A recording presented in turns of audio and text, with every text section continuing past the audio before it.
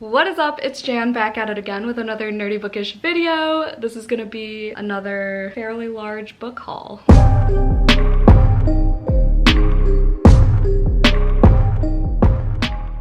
Alright, so as usual, Joey's on his way home. We're trying out this moody lighting again that I did for my TBR. I forgot to put rings on and my nails aren't done. Gross! I had plans got canceled, I got ready. So I decided to just film this, even though I know damn well there are still books that are on their way to me. I actually have one waiting for me at my mom's at the moment. That book is They Drown Our Daughters. Don't remember the author's name. So yeah, this is like a collective haul, I guess. I've just been buying a lot from Pango. I've been sent a couple things from publishers.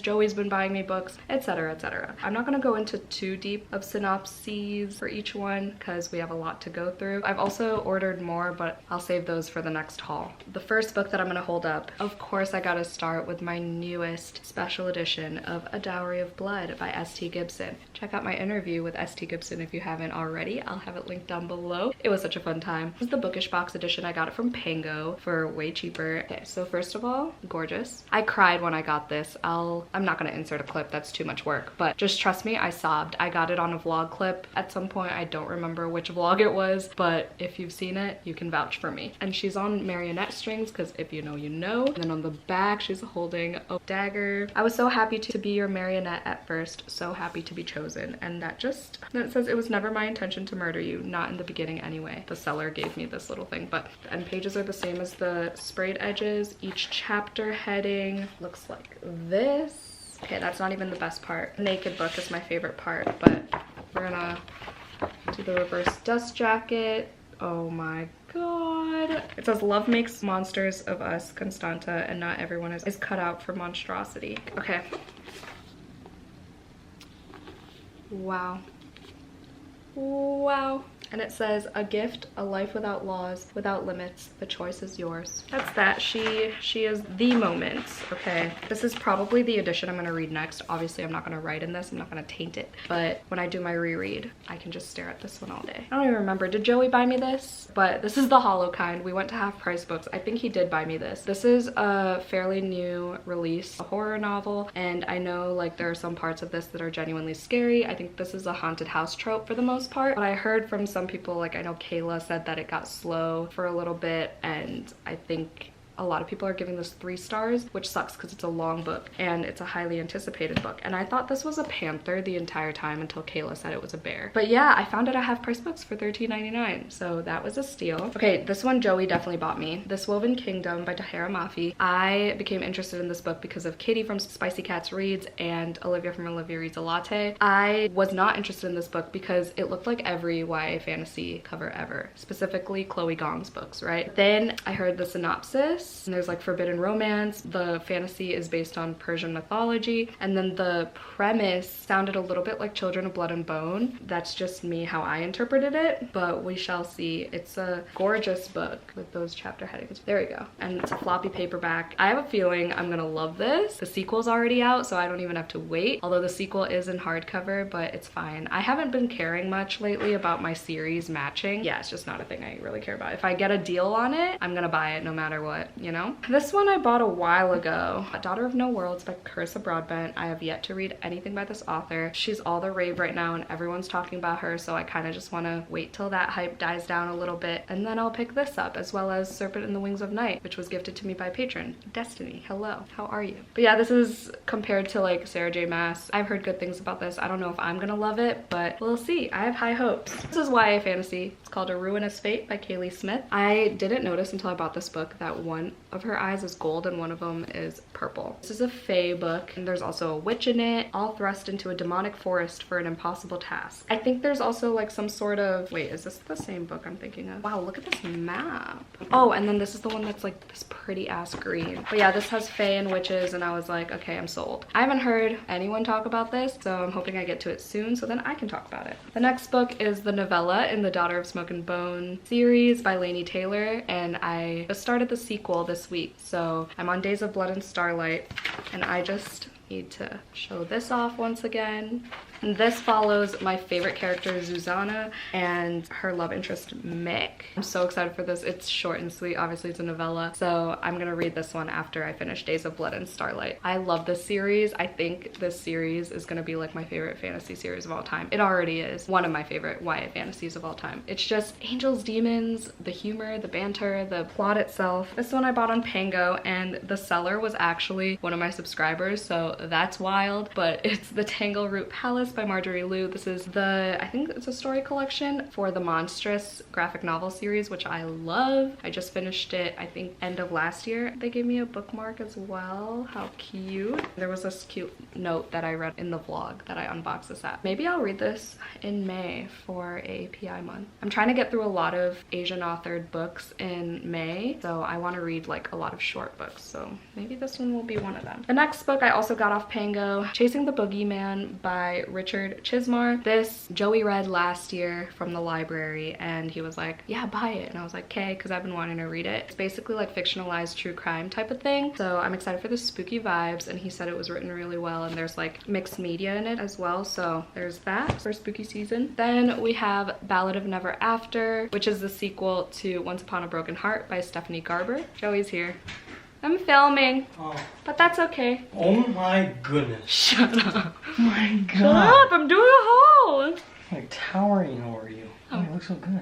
Thanks. I got ready, so I was like, let me just film. Are you filming right now? Yes. Oh, it's rolling? Oh, yeah. Shit. Okay. So excuse Joey's noise as he prepares his food. There's one that's still full, so eat the one that's still full and I'll have the rest of the other one. Anyway, have I read Once Upon a Broken Heart? No. This is my toxic trait. I've said it before. I'll say it forever. I bought the sequel without reading the first. And it's a little damaged because Amazon sucks. I have a strong feeling I'm gonna love these books, so we're just chalking it up to high hopes. Then this one I bought a while ago too. I bought this with, How to Sell a Haunted House is over there. Y'all know what the cover looks like. I bought How to Sell a Haunted House by Grady Hendrix. I'm in the middle of it right now. I'm 100 pages in and I'm vlogging it, so no worries. But I also, fuck me. I also bought The Things We Do to Our Friends by Heather Darwent, which came out like mid-January, I think. And it's like a dark academia thriller type of thing with like obsession and toxic female friendships. So I was like, hell yeah, that sounds right up my alley. I'm excited to read this because this is on my 23 books of 2023. So I'm actually thinking of reading it next month because there's flowers on the cover and, you know, spring. Okay. Okay, this one Joey bought me. Nobody, somebody, anybody. I have been wanting this for a while. This was the day we went to Barnes & Noble and like I could not think of anything to buy because the ones I did want weren't there. So I got this. It's one of those sad girl 20-something messy literary fiction books. Ignore everything going on back there. Excited for this. I'm thinking of doing like I'm gonna call it Women versus the Void vlog because that's what the Instagram Rex post I saw was called by the Litfic Agenda. But yeah, this was on that list, I believe. So I will be reading this fairly soon. Okay, then we have the box set of The Infernal Devices by Cassandra Clare. I got the pretty paperbacks with the pretty spines. They're so floppy. They're the glossy covers with the flop.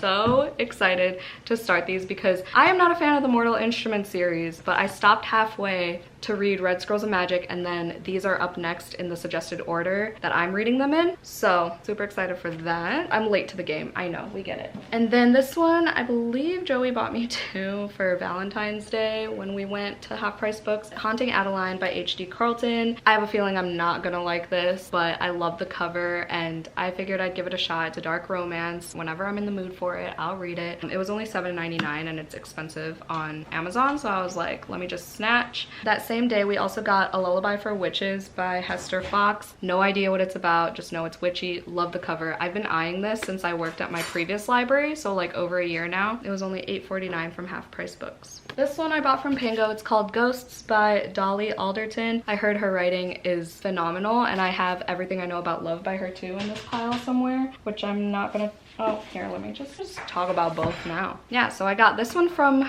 I think, World of Books, and then this one from Pango. This one is nonfiction, and I heard it has really good writing, so I'll read that fairly soon, because y'all know I try to read at least one nonfiction a month, so this will be one of them. And then this is a literary fiction that, I don't know what it's about. I just know Sharni from Sharni and Books loves it. It's a smart, sexy, laugh-out-loud romantic comedy about ex-boyfriends, imperfect partners, friends with kids, and a man who disappears the moment he says I love you. And I'm like, wow, sounds like my previous life. for Joey. This one I just got in the mail like 2 days ago. I found it on Pango and it's brand new. It literally released like, I think March 14th or something. And I found it like the day it came out and I was like, okay, a publisher definitely sent this to this person and they didn't like it or didn't want it. So I found it on Pango for a discounted price. It's Flower Heart by Cathryn Bakewell. I heard about this book from Tori Between Pages, and she just finished it, gave it 5 stars. And it's basically cottagecore fantasy romance. And she said there's a lot of like plant talk in it, which I'm not a big fan of, but like it just looks too cute to pass up. Like, come on. I just hope when it says cozy fantasy, it's more Legends and Lattes, less Emily Wilde's Encyclopedia of Fairies. You feel me? This next one is The Assassin Game by Kirsty McKay, which Sourcebooks Fire just sent me randomly. I don't know. This is a way back list, like 2013, I think. And it's just about this like game and it has high stakes. This was actually like one of the first books that I put on my Goodreads want to read list. So I was like,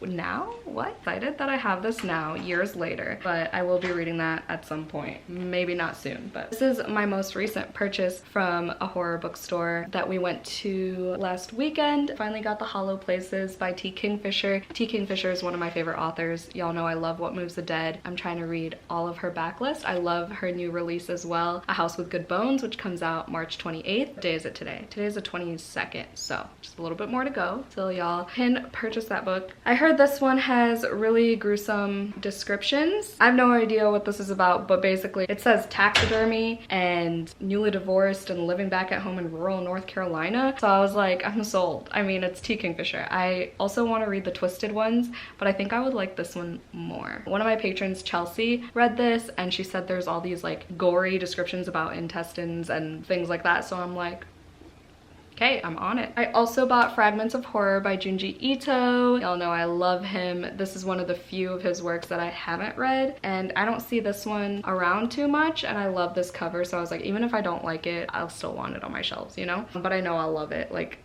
God.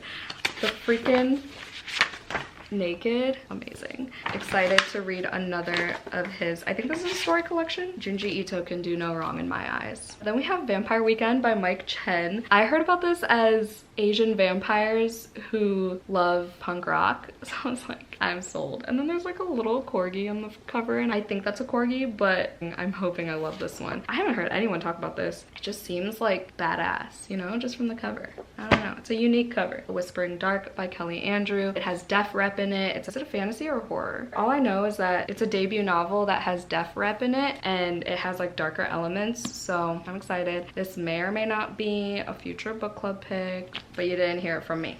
I'm just saying. Okay, this one I found on Pango as well, like, and I squealed because it just came out as well. Delicious Monsters by Lizelle Sambury. Come on. And it's the hardcover and it's brand new, perfect condition, and I got it at a discounted price. I was like, hell fucking yeah. Lizelle Sambury is the author of Blood Like Magic and Blood Like Fate. I still have to read Blood Like Fate, but I did like Blood Like Magic, and this cover is just everything. Like, can we take a moment? And I heard this one is actually pretty scary as well. It says a haunted house thriller packed with cryptic mystery, dark humor, and bone-chilling twists. And I was like, give it to me. It's a pretty big book, so I'm kind of intimidated by it, but one of these days. All right. Oh damn, I usually start with gifts. Sorry, but Venko by Cherie Demoline. This was gifted to me by, I mentioned her earlier, at Destinie. She's one of my patrons, and she really loved this. She gave it 5 stars. She said it's slow in the beginning, but she said I love the witchy vibes, and I think there are like a bunch of feminist discussions in this as well. It says, spellbinding and utterly original. Venko shows the power women can wield when we join forces. And I was like, yes. I don't know why it's so freaking expensive. Even on Amazon, it's like $30, and I was like, what? But I'm excited for this. I'm thinking of reading it very soon, like maybe April, but I don't want to commit to that. I do want to get to it very soon, like definitely before spooky season. The cover is so cool. And the fact that it's coven backward, I'm so excited. Then I have A Little Hope by Ethan Hoea. I want to say is how he says his name. I don't know, but this is the author of A Quiet Life. This is the book that came before that, and I heard this one's very hard-hitting, very emotional. I loved his writing in A Quiet Life. I loved the way he like fleshes out characters, puts them through all these situations.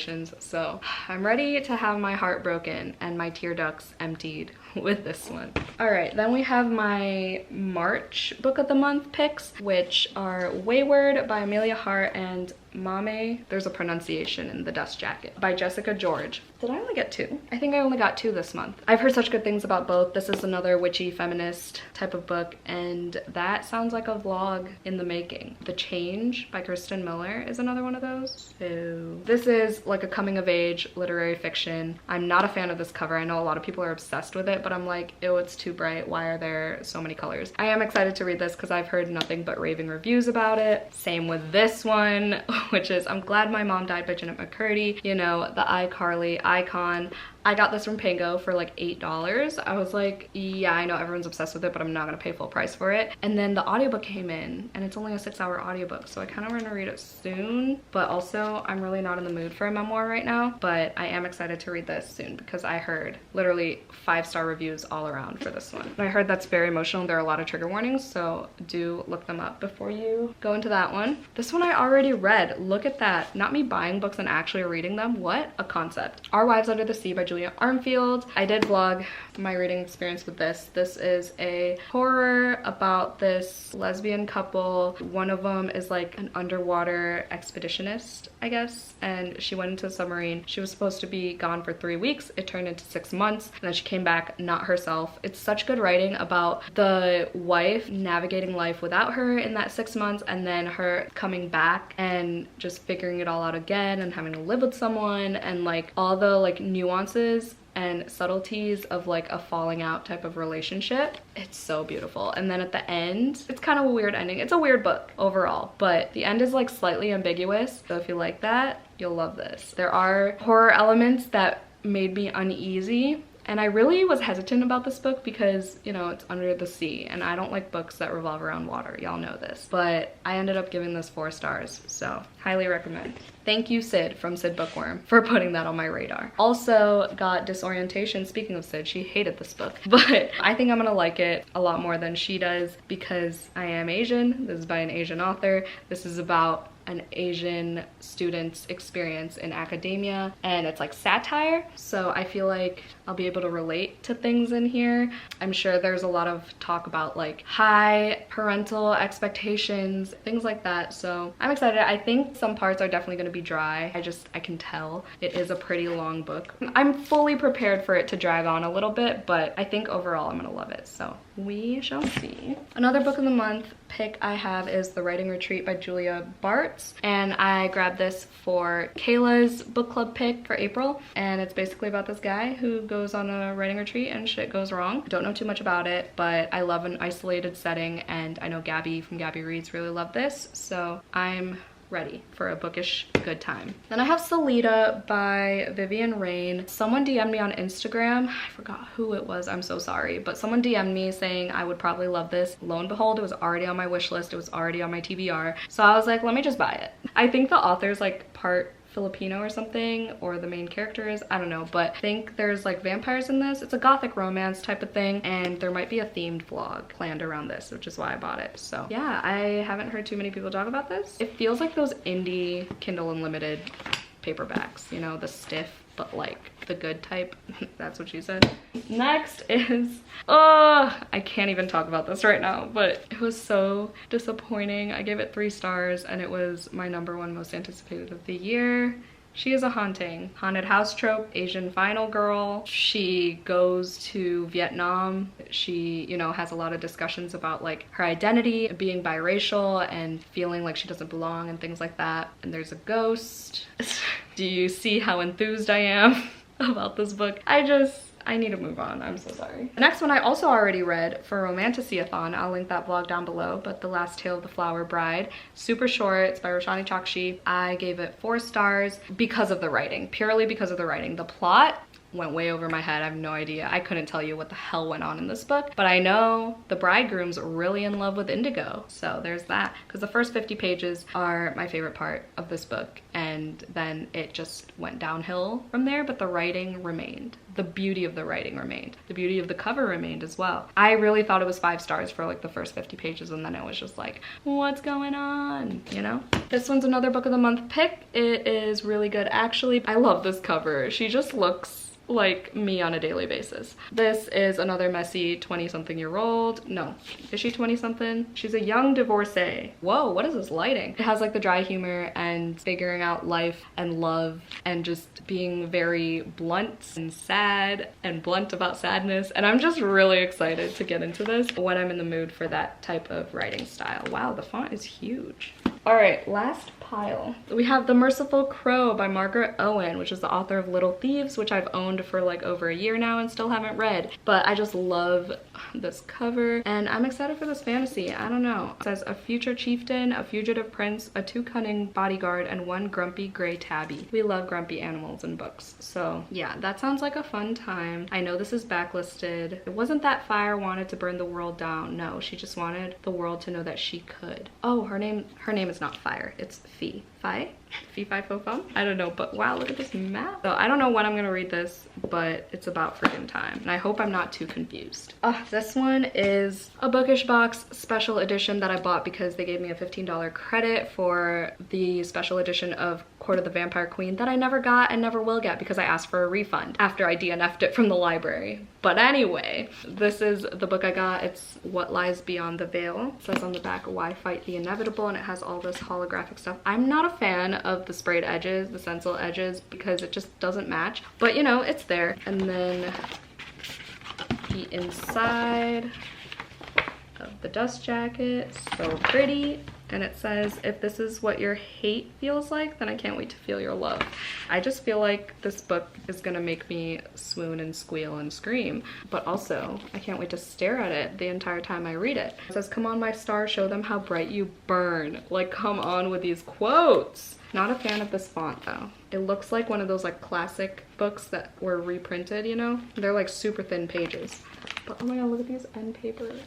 Back the same? Nope. Oh my god, adorable. That will definitely go on a TBR soon, if I'm still making TBRs by the time I want to read this book. All right, this one was sent to me by Tor, so thank you so much. They sent me Pinata. This is, I forgot what it was pitched as, but it was so intriguing. I just don't remember the two things that was like, oh my god, I'm in. Pinata is a supernatural vengeance horror driven by the real horrors of colonialism in Gaut's native Mexico. It's also his cathartic outlet of rage as well as his communique of love for the world, history, and his country. It says Forgotten But Not Gone, and this cover is just stunning. Like, I love this like metallic looking orange. Come on, come on. And then this book I got, The Witchery by S. Isabel. I laugh because I've checked this out from the library at least 3 times and haven't read it. And I was like, let me just buy it. Maybe that'll motivate me to actually pick it up. I know the author is partially Filipino, so that's what got me interested in this. In addition to the witchiness, it takes place at a school, Coven Academy. That's all I needed to know about it. And that's all y'all are gonna know about it too, because I don't know what else to say about it. Then I have my next book club pick. The live show's in May. This is the April book club pick for Full Moon Book Club. If you didn't know, I run a book club called the Full Moon Book Club. We meet on the full moon every month. For a live show, I always have a guest with me. My guest host is gonna be Sid Bookworm for this. This was actually the author of my very first book club pick last May, so it's just full circle moment. Sid was supposed to be one of my guests last year, but shit came up, so we just rescheduled to now. I think it's like a thriller in Victorian London where the guy can like conjure the dead of like victims of serial killers, something like that. To be honest, can we just... This Barnes & Noble exclusive edition is everything. This is one of my most highly anticipated of 2023. I hope y'all can read it with me because I can't wait. I really hope I love it. It's 5-star prediction, so we'll see how that goes. Then we have another one from Pango. Found like an Illumicrate box, secondhand. And this was the book in it, The Drowned Woods by Emily Lloyd-Jones. Y'all know me and my water books, like I said, but this is the author of The Bone Houses, which I own, so I was like, maybe I'll do a vlog moment. I don't know. It says, oceans will rise, a kingdom will fall. And then there's stenciled edges, and I'm a hoe for stenciled edges. And then the front is foiled. Love it. So we'll see about this. I don't have many expectations at all, really, but I do plan on reading it eventually. Then we have The Women Could Fly by Megan Giddings, who's the author of Lakewood, and I've been eyeing this for months now. This is another one of those witchy feminist books. Perfect.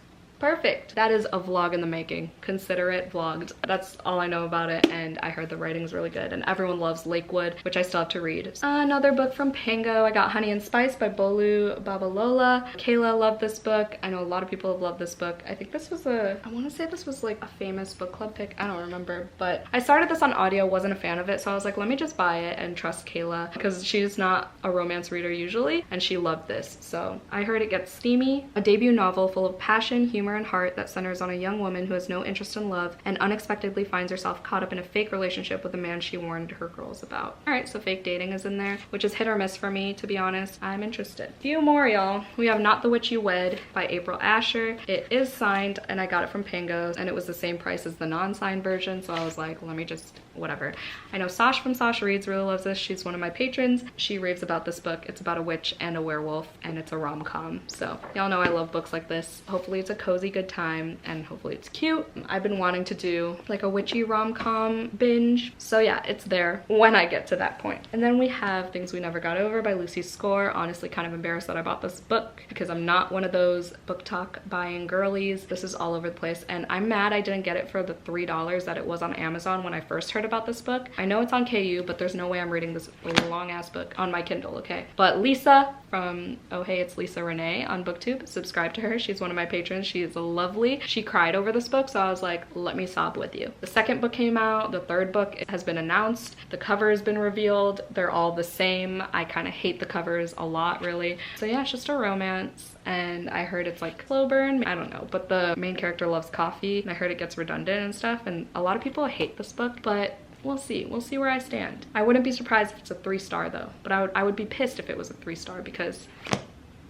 that's a lot of words. All right, the last book, Briefly a Delicious Life by Neil Stevens. This cover just gives the vibes that I like in books, you know, in my literary fiction. It reminds me of A Certain Hunger. I know it's nothing like that. It's just, honestly, I don't know. It says, when I was alive, I lived in a time of beautiful men. After I died, I found myself in a time of beautiful women. It's a story about the eternal mystery of falling in love even when it cannot be reciprocated, and coming of age even in death. I have no idea what to expect. I feel like I'm gonna be in the mood for a book like this, and then I'm gonna have it. It looks like it could be 5 stars. I'm just gonna manifest. I'm just gonna put it out there. Those are all the books I've bought recently. Expect another haul coming soon because I did place a few orders. It's fine. Everything's okay. I'm doing great. How about you?